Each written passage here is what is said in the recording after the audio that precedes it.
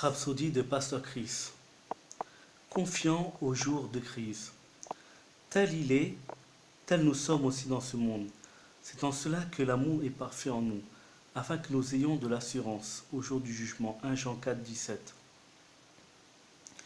Il y a deux mots-clés dont je voudrais que vous preniez note dans notre verset d'ouverture.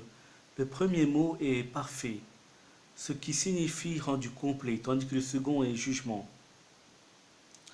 Le jugement vient du grec krisis,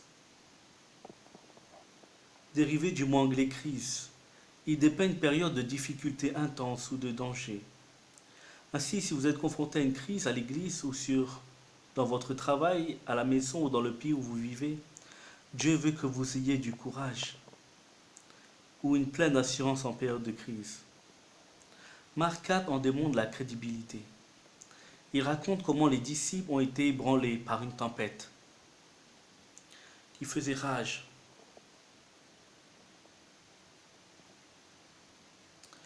Pris de peur, ils criaient à Jésus, mais ne t'inquiètes-tu pas de ce que nous périssons? Marc 4, 38. Dans ce moment de crise, durant cette turbulence, Jésus était tranquille, avec calme, assurance et une confiance indéniable. Il ordonna au climat tumultueux de s'apaiser. Marc 4, 39 dit, s'étant réveillé, il menaça le vent et dit à la mer, silence, tais-toi, et le vent cessa, il y eut un grand calme. Jésus les réprimanda en disant, où est votre foi? Foi en quoi? En l'amour du Père?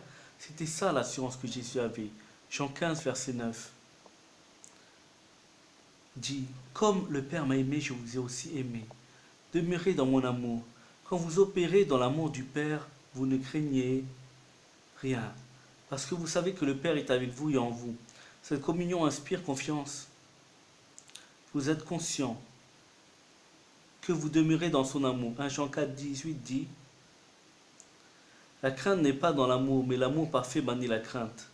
Peu importe ce que vous affrontez dans la vie, refusez d'être anxieux, calmez la tempête, proclamez des paroles de foi, guérissez les malades, rendez la vue aux aveugles, débouchez les oreilles des sourds et restaurez les membres mutilés.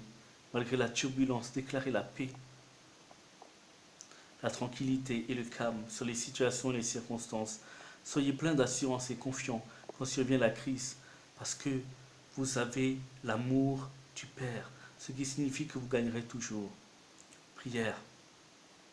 Cher Père, je te remercie pour la confiance que j'ai dans ta parole et dans ton amour pour moi. En période de crise, je ne laisse pas place au doute et à l'incrédulité.